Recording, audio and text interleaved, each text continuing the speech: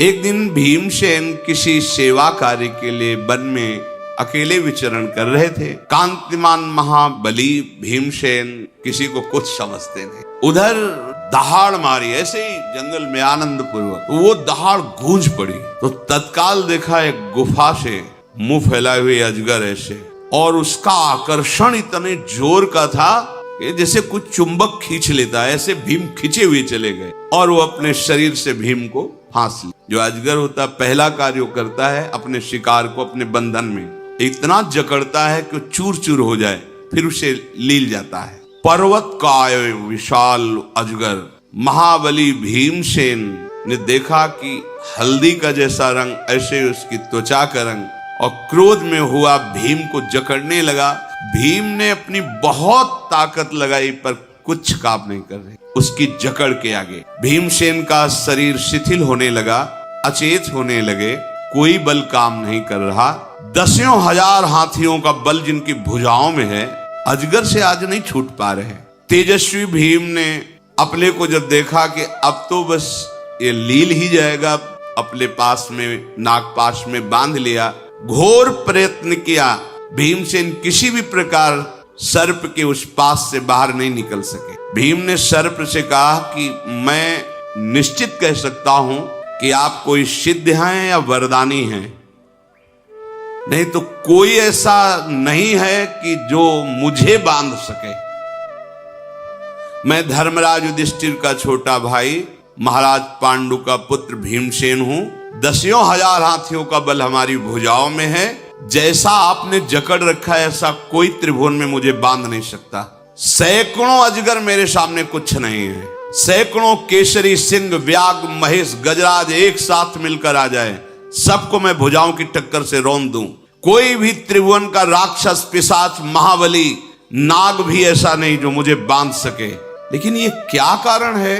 आपको कोई वरदान है या आप कौन हैं जो मैं आपके पास से अपने को नहीं मुक्त कर सकता? मेरी भुजाओं को ऐसा आपने बांध लिया है। अजगर ने कहा, महाबाहु, मैं बहुत समय से भूखा हूं। सौभाग्यवश देवताओं ने मेरे लिए बहुत बढ़िया भोजन भेजा है। कोई भी देहधारी हो, सबको अपने प्रिय प्राण है, प्राण का प्रिय आहार है। आहार जब मिल गया तो अब हमें तो आनंद मिलेगा ही, हम तुम्हें क्यों छोड़ दें? पर तुम जैसा पूछ रहे हो वैसा तुम ध्यान पूर्वक सुनो। मैं वैसा ही हूं, मैं कोई साधारण अजगर नहीं हूं। मैं मनीषी ब्रह्म ऋषियों का अपराध करने के कारण अजगर बना हुआ हूं। मैं देवराज इंद्र के पद से सीधे अजगर योनि में आया हूं। देवराज इंद्र के पद से मैं तुम्हारा पूर्वज नहुष हूं। महाराज नहुष, तुमने सुना होगा, जब अपने वंश की कीर्ति सुनोगे तो तुम्हें सुना होगा नाम। मैं नहुष हूं, तुम्हारे पूर्वजों का पूर्वज हूं। मैंने ब्रह्म ऋषियों का अनादर कर दिया, इससे मुझे शाप प्राप्त हुआ, और शाप के एक दुर्भाग्य का स्वरूप तुम देख रहे हो। मैं शाप बना हुआ। यद्यपि तुम मेरे वंश के हो, अवध्य हो, मारना नहीं चाहिए, पर मैं इतना भूखा हूं कि अब मैं तुम्हें छोड़ नहीं सकता। मैं आहार बनाऊंगा क्योंकि मुझे अपने प्राण पोषण करने हैं। मुझे वरदान है कि दिन के छठे भाग में कोई सामने आ जाए, वो मेरे सामने से निकल नहीं पाएगा। मेरी जकड़ में जो आ गया वो कोई छूट नहीं पाएगा। ये ऋषियों ने दया करके मुझे वरदान दिया था। तुम वरदान के कारण ही निष्फल हो गए हो। मैं इंद्र के सिंहासन पर विराजमान हुआ, पर मुझे अभिमान हो गया। ये अभिमान बहुत बड़ा दुश्मन है, जिसका हम बहुत बड़ा सपोर्ट देते हैं अंदर से कि हमारा तो अपमान हुआ। नीचा अपमानम सुधा, अमृत नहीं पीना चाहते। सम्मानम कल्याति घोर गरलम, वृंदावन धाम का यह सिद्धांत है। श्रीपाद प्रबोधानंद सरस्वती जी महाराज, सम्मानम कल्याति घोर गरलम, नीचा अपमानम सुधा। श्री राधा मुरलीधर भज सके वृंदावन मा त्यज, वृंदावन कभी मत छोड़ना। यहाँ ऐसे रहो, सम्मान को विष के समान समझो, नीच पुरुषों द्वारा की हुई अपमान को अमृत के समान समझो, और राधा मुरली मनोहर का निरंतर भजन करो। मैं ऋषियों का अपमान करने के कारण ऐसे संकट में पड़ गया हूं। इंद्र के सिंहासन का भोक्ता होकर के भी मैं कितनी तिर्यक योनि, नीची योनि में गिरा हूं। ये अगस्त ऋषि का शाप मुझे भ्रष्ट कर दिया। पर जब मैं गिर रहा था तो रो रो करके महर्षि से कह रहा था कि शाप से मुक्त होने का भी तो उपाय बता दीजिए। तो उन्होंने कहा था जब पृथ्वी में तुम अजगर के रूप में होगे तो तुम्हारी स्मरण शक्ति नष्ट नहीं होगी, और जब तुम्हारे प्रश्नों का कोई उत्तर दे देगा तब तुम मुक्त हो जाओगे। तो मेरे प्रश्नों का उत्तर जब मिल जाएगा तब मैं सर्प योनि से मुक्त होऊंगा, तो तुम बच सकते हो, अन्यथा नहीं। और उन्होंने कहा था तुम जिसे सामने आएगा पकड़ लोगे तो चाहे स्वयं बल ही क्यों ना हो मूर्तिमान, उसका धैर्य खो जाएगा और वो तुमसे छूट नहीं पाएगा, तुम्हारा आहार बन जाएगा। इस प्रकार उनके कहने के कारण तुम्हारा बल काम नहीं कर रहा। वस्तुतः तुम जैसा कह रहे हो वैसे ही बली हो। हजारों अजगर, हजारों सिंह, हजारों हाथी आ जाए तो भी भीम का कुछ नहीं बिगाड़ सकते। महाद्युते, मैं बड़ा दुष्कर्मी हूं, पश्चाताप हो रहा है। देवराज इंद्र के पद पर बैठ करके मैंने इन ब्रह्म ऋषियों से पालकी जुतवाई।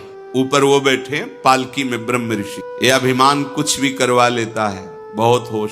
हम देखते हैं सूक्ष्मता से कि जैसे धन के बल से मुनीम रखा जाता है, धन के बल से नौकर रखा जाता है, ऐसे धनाभिमानी जन विरक्त साधुओं को भी समझते हैं। जब ये पता चले कि मैंने जीवन में जो कमाया, जो कुछ हुआ, उसका तो यहाँ कोई महत्व ही नहीं है, तब तो हमारी साधुता। अगर हमें नाम का बल नहीं, अपने आराध्य देव का बल नहीं है, तो वेश रखने से मतलब क्या रहा। अगर सम्मान है धन का, कभी कभी जानबूझ करके ऐसा व्यवहार करना पड़ता है जिससे तुम्हारे अभिमान का नाश हो। पर यदि तुम परमार्थ के पथिक नहीं हो तो ठहरोगे नहीं, भागना पड़ेगा। अगर कहीं भी किसी का आदर है तो उसके अंदर भक्ति बढ़े, श्रद्धा बढ़े, जिससे वो हजारों का सहयोग कर सके। किसी के ऐसे नहीं कि तुम नहीं, अगर ऐसा हो तो अपने जीवन को धिक्कारना चाहिए। हमारा जीवन कहाँ आ गया, इसके लिए हम भगवत मार्ग में नहीं। हमारा उद्देश्य है भगवत प्रेम, भगवत प्राप्ति। हाँ, उस उद्देश्य की पूर्ति के लिए जितना भी हमें, आप हमारे सर पर पैर रखकर चलो, स्वीकार है, लेकिन प्रियाजू की तरफ, संसार की तरफ नहीं, फिर नहीं, फिर नहीं। मैं इंद्रासन का सुख भोग कर इतना अभिमानी बन गया कि ब्रह्म ऋषियों को पालकी में जतवा दिया। एक बार लाडली कुंज में थे, तो जिनकी लाडली कुंज थी उनके निज पर करके आए बड़े पर। एक गुरु भाई थे, ए बाबा जरा पानी लाना। पूज्य महाराज जी अंदर बैठे थे, बाहर निकले। कौन जी, क्या बोला? ए बाबा पानी लाना। तुरंत निकलो, तुरंत कुटिया से बाहर निकलो। साधु संत करवावई सेवा, जिनके ही आचरण भवानी ते निश्चर सम जानो प्राण।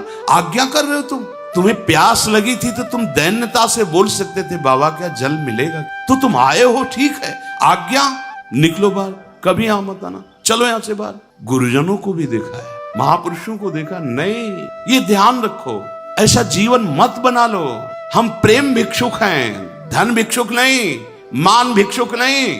आचार्यों ने आदेश किया उदर पोषण के लिए, भूख लगे गो मांग खाऊंगो गिनो न साग। आद्य गुरु भगवान शंकराचार्य जी कर भिक्षान्नम औषधम, भिक्षा के द्वारा सेवित, वो मांगना केवल भिक्षान।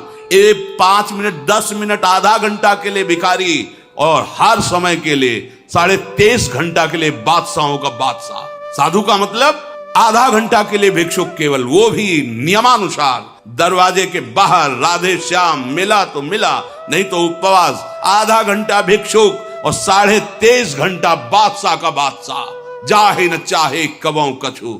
एक संत से पूछा कि आपको भिक्षा मिली? नहीं, तो क्या पाया? वो पाया क्या? भूख को पाया। ये भगवत मार्ग, शरीर पोषण प्रारब्ध और ईश्वर के आधार पर चलता है। यथा लाभ संतोष सदा काहू सो कछु न चाहोगो। यदि धनी पुरुषों की चाटुकारिता करने का स्वभाव आ जाए तो पीले या लाल जो भी कपड़े उतार के रख दो और मेहनत करके कमाओ, और भगवत भरोसे महलों में रखे, चाहे झोपड़ी में बांध दें, सोने के सिंहासन पे बैठा लो या फुटपाथ पे बैठा लो, तुम्हारी मर्जी। ये हमारी चाह का विषय नहीं होगा। ये कब? जब तुम्हारे सामने बहुत देने वाला भी और ना देने वाला भी, दोनों में समान दृष्टि हो। अगर उसका आदर और उसका अनादर, तो इसका मतलब उसके धन का आदर हो रहा है। ये कभी जीवन में नहीं होना चाहिए, नहीं तो देवराज इंद्र के सिंहासन से सीधा प्रमोशन हो रहा है। कहां? अजगर योनि में। ये मत समझ लो कि बात बहुत ध्यान से समझने का विषय है। तुम मेरी पकड़ में आ गए हो, अब तुम छूटने वाले नहीं। यद्यपि मैं जानता हूं तुम हमारे वंशज हो, नहीं खाना चाहिए, पर मैं बहुत भूखा हूं। मैं अपने शरीर के रक्षा के लिए तुम्हें खाऊंगा। दैव ने मुझे अकारण आपको भोजन रूप में दिया है। भीम ने कहा, मुझे मृत्यु का शोक नहीं, पर शोक ये है कि अगर मैं मरा तो मेरे भाई इतने निराश हो जाएंगे कि फिर वो पुनः राजगद्दी में बैठने की सोचेंगे भी नहीं। और अगर धर्मराज युधिष्ठिर जैसा राजा ना हुआ तो प्रजा जीवित नहीं रहेगी। मेरी मृत्यु सुनकर के मेरे भाई सब उद्योग रहित हो जाएंगे। अर्थात जो आज हम ठान रहे हैं कि हस्तिनापुर का राज्य धर्मराज युधिष्ठिर प्राप्त करें, वो नहीं हो पाएगा। भुजंगम, मेरे शरीर छोड़ते ही मेरी माता प्राण छोड़ दे, क्योंकि वो केवल जी ही इसीलिए रही कि मेरे पुत्र इतना कष्ट पा रहे हैं, पर अपने बाहुबल से एक दिन सिंहासन पर बैठेंगे। भीमसेन ऐसा कह ही रहे थे कि सर्प ने उनकी केवल 2 भुजाएं छोड़ी और जकड़ और मजबूत कर दी। उनको बहुत पीड़ा होने लगी भीम को। इतने में युधिष्ठिर जी की बाईं आंख फड़की और उनको लगा कोई अनिष्ट हो गया। युधिष्ठिर जी के महान हृदय में घबराहट पैदा हुई। ये धर्म का लक्षण होता है। द्रौपदी से पूछा, भीम कहाँ है? तो उनका ऐसे ही वो तो वन विहार के लिए निकल गए थे। धौम्याचार्य को तुरंत आगे किया तो भीम के पैर अलग ही दिखाई दे रहे थे। जहां जहां पड़ते थे वहां भूमि धस जाती थी। उनके चरण चिन्हों के आधार पर ब्राह्मणों को आगे करके युधिष्ठिर जी चले। पद चिन्ह देखते देखते आगे बढ़े। पद चिन्हों के सहारे जाकर उस कंदरा पर पहुंचे जहां भीमसेन को अजगर जकड़े हुए था। चेष्टा शून्य भीम हो रहे थे, केवल श्वास चल रही थी। अपने छोटे भाई को इस तरह जकड़ा हुआ देखकर युधिष्ठिर ने पूछा, भीम तुम ऐसी विपत्ति में कैसे फंस गए? ये पर्वताकार सर्प कौन है और कौन ऐसा बलवान है जिसकी पकड़ से तुम छूट नहीं सकते? भीम बोले, ये सर्प के रूप में महान शक्तिशाली देवराज इंद्र के पद पर अभिषिक्त हो चुके महाराज नहुष हैं, जो शाप के कारण अजगर बन चुके हैं और ये मुझे आहार बनाने के लिए पकड़ लिया है। युधिष्ठिर जी ने हाथ जोड़ा और कहा, महाराज आप जानते हैं हमारे आप पूर्वज हैं, आप मेरे भाई को छोड़ दें, मैं आपकी भूख मिटाने के लिए जो कहेंगे वो आपको दूंगा। सर्प बोला, राजन ये आहार मुझे दैव ने दिया है, तुम्हें यहाँ नहीं ठहरना चाहिए, नहीं जाओ, तुम भी मेरे आहार बन जाओगे। समय आने वाला है, दिन का 6वां भाग जो मेरे सामने आ जाएगा मेरा आहार बन जाएगा, इसलिए मैं तुमसे कहता हूं भाग जाओ तुम, ये भाई तो नहीं बचेगा तुम्हारा। मेरा नियम है, मेरी अधिकृत भूमि के अंतर्गत जो आ जाएगा वो मेरा भोजन बन जाएगा। मैं बहुत काल से भोजन नहीं प्राप्त किया हूं, तुम्हारे भाई को छोड़ूंगा नहीं। युधिष्ठिर ने कहा, तुम कोई देवता दैत्य या सर्प नहीं हो। जब पता चल गया है कि तुम हमारे पूर्वज हो तो आपको कृपा करनी चाहिए। देखो आपने बड़े बड़े यज्ञ किए हैं, स्वाध्याय किया है, तपस्या की है, सत्कर्म किए हैं, निष्कंटक देवराज इंद्र के पद पर बैठे हैं, आपको ऐसी गति कैसे प्राप्त हो गई? तो उन्होंने कहा कि मैंने जो ब्रह्म ऋषियों से सेवा ली, पालकी ढुलवाई, उसका मुझे परिणाम मिला है कि मैं अजगर बना हूं, मैं ऐसी अवस्था में पहुंच गया हूं। युधिष्ठिर ने कहा कि तुम्हारी इच्छा क्या है? तो उनका, मैं इस योन से तभी छूट सकता हूं, मेरे प्रश्नों का उत्तर तुम दे दो, मैं भीमसेन को छोड़ दूंगा क्योंकि मैं सर्प योन से मुक्त हो जाऊंगा। युधिष्ठिर जी ने कहा, तुम इच्छानुसार प्रश्न कर सकते हो, तुम्हारी बात का धर्मयुक्त उत्तर होगा, मैं हर चेष्टा से तुम्हें प्रसन्न करूंगा और तुम्हारा जो लोकांतर ढक गया है उसको प्रकाशित करूंगा। सर्प ने कहा कि मैं ब्रह्म ऋषियों का जीवन जानना चाहता हूं, तुम ही जानते हो उस तत्व को, किसे कहते हैं ब्रह्म ऋषि? ब्रह्म ऋषि किसे कहते हैं? जानने योग्य तत्व क्या है जिसे जान लेने के बाद कुछ जानना बाकी नहीं रहता? अनुमान से नहीं, अनुभव से। तुम महान बुद्धिमान साक्षात धर्म हो, मेरा उत्तर दीजिए। युधिष्ठिर ने कहा, नागराज, जिसमें सत्य विराजमान हो, वाणी में और जीवन में भी, और दूसरों को सुख देने की भावना हो, और हर अपराध को क्षमा करने का स्वभाव हो, बहुत ही सुशील और सरल स्वभाव हो, क्रूरता कभी छू न गई हो, और तपस्या जिसके स्वभाव में बैठी हो, जिसमें ऐसे सद्गुण विराजमान हो, उसे ब्रह्म ऋषि कहा जाता है। सत्यम दानम क्षमाशीलो मानसंस तपो घृणा दृश्यंते यत्र नागेंद्र स्व ब्राह्मण इति स्मृता। और तुमने पूछा जानने योग्य तत्व क्या है? तो जानने योग्य तत्व पर ब्रह्म है। जो परब्रह्म को जान लेता है वो दुख और सुख दोनों से परे पहुंच जाता है। जो उस तत्व को जान लेता है उसके हृदय में कभी शोक नहीं होता है। जानने योग्य तत्व दुख और सुख से परे बताया तुमने। नहुषी बोले, पर मैं तो सबको दुख और सुख से युक्त देखता हूं। हाँ, सत्य है, जो दिखाई देता है वो तत्व नहीं है। जो दिखाई देता है सुख दुख, वो भोक्ता देहाभिमानी जीव है, वो तत्व नहीं है। तत्व तो अनुभव में आने की, वो देखने वाली वस्तु थोड़ी है। वो लक्षणों के अभाव में जो तुम बाहरी देख रहे हो शरीर क्रिया, और देहाभिमानी जीव जो दुख सुख का भोक्ता कर रहा है, वो अपने स्वरूप को नहीं जान रहा है। तत्व दुख सुख से परे शोक रहित स्थिति है। जो दुख सुख से परे वेद्य तत्व है, दुख सुख से शून्य है, उस पद को जानने के लिए देह भाव का त्याग करना होता है। वो हर समय देह ही भाव में तो रहते हैं। देखो ना, उठना बैठना खाना पीना चलना बोलना, लेकिन जो तत्व बोध जिसे हो जाता है, ये सब करते हुए भी वो कुछ नहीं करता। नागराज, मेरा तो यही विचार है, फिर आप जैसा कहें, जिससे संस्कार सदाचार और देह भाव का नाश ये प्राप्त होता है, वो ब्रह्म ऋषि का संग कहलाता है। संस्कार, भागवती, सदाचार, इंद्रियों का संयम और देह भाव का नाश अर्थात आत्मस्वरूप में स्थिति, ये किसके संग से, किस साधन से? बोले ब्रह्म ऋषियों के संग से, भगवत प्रेमी महात्माओं के। फिर शरप ने कहा कि मैं तुम्हारी बात अच्छी तरह से समझ रहा हूं, तुम ठीक से धर्म को जानने वाले हो। तुम्हारे भीमसेन को अभी तो मैं नहीं खा रहा, पर जानने योग्य बात का और विस्तार से वर्णन करो। तो युधिष्ठिर जी ने कहा, वेद वेदांगों के पारगामी विद्वान जिस आचरण को प्रमाणित करते हैं वही आचरण करना चाहिए, मनमानी नहीं। हम वेदों को नहीं जानते, शास्त्रों में क्या लिखा है इतना पढ़े नहीं सब। तो जो संत गुरुदेव बोल रहे हैं वो सार है, उसको पकड़ो, उसके अनुसार चलो। वेद रूपी जंगल में तुम भटक जाओगे, नहीं जान पाओगे रास्ता क्या है। ऐसा समझो जैसे मेडिकल स्टोर है, तुम परेशान हो सर दर्द से, तो अब तुम दवाई जानते नहीं हो, अब कोई ऐसी दवा खा ली जिसमें तुम्हें परेशानी हो, तो डॉक्टर के साथ मेडिकल स्टोर अर्थात उनकी लिखी हुई दवा के साथ, तो फिर वहां से जो औषधि मिलेगी वो काम करेगी। ये शास्त्र हैं, वेद हैं, पूरे मेडिकल स्टोर, हर रोग की औषधि है। सदगुरु हैं, डॉक्टर वैद्य, वो जो तुम्हें दे रहे हैं उसे पालो। अब ये मत कहो कि उस शीशी में लाल लाल बहुत मीठा लग रहा होगा, वो वाली देव दवा, ये नहीं, ये दवा है। हाँ, हम लोग क्या चाहते कि खूब सम्मान मिले, और सबसे आते ही ये हमें गले लगाएं, दुलार करें, पुचकारें, बैठारें, और फिर मतलब जो चाहे वो हमसे ले लें, पर हमको खूब सम्मान दें। ऐसा नहीं हो सकता, नहीं हो सकता। बहुत कड़वी दवा है ये जो दी जाती है, पर भवरोग की अचूक दवा है। अब जो बर्दाश्त कर पावे सो।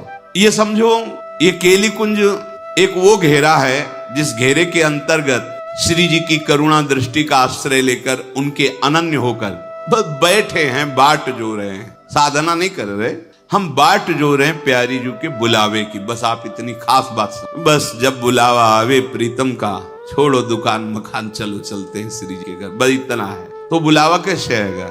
जैसे हमें वृंदावन बुलाया गया है, जैसे मनुष्य शरीर दिया गया है, जैसे हमें श्री जी की शरणागति मिली, ऐसे हमें निकुंज मिल जाएगा, खेलते खेलते मिल जाएगा। हमें अन्य आश्रय नहीं, बस अन्य आश्रय, हम इसी बल से बलवान रहते हैं।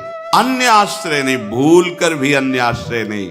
शुरुआत की बात है जब सन्यास से राधा वल्लभ जी के चरणों में कृपा हुई, तो एक दिन स्वप्न में देखा बहुत भीड़ है नवयुवतियों की, जय हो जय हो जय हो। तो बार बार जैसे कोई चाव निकल रहा हो तो देखने को नहीं होता, चाव का मतलब उत्सव में जैसे सवारी निकलती श्री जी, दूर से ऐसे झांक रहे, हमने देखा एक सिंहासन दिखाई दे रहा है, पर लालजू तो दिखाई दे रहे, प्रियाजू दिखाई दे, केवल लालजू बैठे, उधर खाली है। बहुत प्रयास कर रहे, और जय हो महारानी जू की हो रही, लाडली जू की जय हो, प्रियाजू की जय हो, है कहाँ? बस सुबह सेवा में जाते थे, महाराज जी से पूछा कि आज ऐसा स्वप्न देखा था, प्रभु की उपासना तो चली। बोले हम अभी नहीं समझ पा रहे। तो वहां महाराज जी थोड़ी देर पहले एक और स्वप्न आया था, उसके बाद ये स्वप्न आया था। क्या आया था? हमको हमने नहीं देखा, कोई भय का अवसर हो, हमने बाल्यावस्था से किसी संत भगवान से ये सुना था, ये मंत्र उच्चारण करने से कभी भय नहीं लगे, उसी के बल से हम गंगा किनारे निर्भय रहे। तो जे भी भय आया तो हमने उसका उच्चारण किया। तो कहा उसमें श्री जी तो है नहीं, जब हमने उच्चारण करके मंत्र बताया, बोले श्री जी तो है नहीं ना, तो श्री जी कैसे दिखाई दे? फिर जो दूसरा स्वप्न आया उसमें उसका परिणाम, इतनी सूक्ष्म बात कि स्वप्न में भी संकट निवृत्ति के लिए पूर्वाभ्यास वश जो मन, उसका भी नहीं, यहाँ बिल्कुल प्राणपन से लाडली जो के अनन्य हो गया, निकुंज पहुंच जाओगे। हमारी श्री जी के लिए अनन्यता की आवश्यकता, वही सब प्रभु रूपों में, उन्हीं का सारा वैभव। पर रसना कटो जो अन रटो, निरख अन फुटो नैन, श्रवण फुटो जो अन सुनो, श्री राधा जस बैन। इस विषय में सर्प ने कहा कि मैं आपसे प्रश्न करता हूं कि दान देने से, सत्य और प्रिय वचन बोलने से और अहिंसा करने से, मतलब अहिंसा, किसी की हिंसा न करे, उत्तम गति पा सकता है। आपका क्या विचार है? युधिष्ठिर जी ने कहा दान से भी बड़ा पलड़ा भारी होता है सत्य का, और अहिंसा और हितकर भाषण सत्य से भी भारी होता है। अगर सत्य बोल रहे हो, दूसरे का हृदय चूर चूर कर दिया, दूसरे का नाश का अवसर आ गया, दूसरा बंधन में पड़ गया। सत्य, हितकर, मृदु और अहिंसा, किसी की हिंसा ना हो, बोले इससे उसको मैं श्रेष्ठ समझता हूं। महाराज, दान, सत्य, तत्व, अहिंसा और परिभाषण, इनकी गुरुता और लघुता कार्य की महत्ता के अनुसार देखी जाती है। आपका क्या विचार है? युधिष्ठिर जी ने कहा उत्तम लोगों की प्राप्ति करने के लिए अगर देहाभिमान रहित होकर के दान किया जाए तो उत्तम गति की प्राप्ति हो। ये आई बात। दान कैसा कहते हैं ना, कि गांव की भाषा में कहते दाहिना हाथ दे तो बायां हाथ भी न जाने, और यहाँ पहले से पोस्टर लिखवा के से टांग दिए जाते हैं कि इतने ब्राह्मणों का भोजन, इतने का फूल बंगला, इतने का ये, इतना का ये, और हमारा फोन नंबर और पूरा गांव का पता, और बाप का और बाबा का भी नाम पूरा ऐसे। अगर एक पंखा भी तो पंखुड़ी में पूरा जिला और नगर और पूरा सब। ये दान थोड़ी होता है। देखो दान कौन सा उत्तम है, कोई जान नहीं पाया। तो दियम वस्तु गोविंदम, तो इससे लाभ मिलता है। दान ऐसा कि कोई जान न पावे। और आगे वर्णन है इसी में, जिसने कभी तुम्हारी कोई सेवा ना की हो, जिससे कभी कुछ सेवा लेने का भाव ना, प्रत्युपकार, क्यों हाथ भी जोड़ेगा। दान ऐसी जगह, नेकी कर दरिया में डाल, दोबारा तुम्हारी स्मृति में नहीं आना चाहिए। अब यहाँ अगर हम 10 को भी भोजन पवा के जाएंगे तो वहां अपने गांव में बैठ के 50 के गए थे वृंदावन, सैकड़ों साधुओं को पवाया, 10 की व्यवस्था की है, सैकड़ों संत। अरे संत फिर वाह वाह कर रहे थे और कह रहे थे कब आओगे ना तुम, तो अब हम तो ठान लिया जब जाएंगे ना, मतलब वाह वाही ऐसा, हमें पता है, हमने ऐसा ऐसा, सब गया सब गया। ये सुकृत जो शब्द है तभी लागू होता है कि कोई जान न पावे और प्रभु की वस्तु प्रभु को दे रहे हैं, ये तदीयम वस्तु। तो ये दान आपको उत्तम लोगों की प्राप्ति कराएगा। शेष चर्चा आगे। श्री राधा वल्लभ।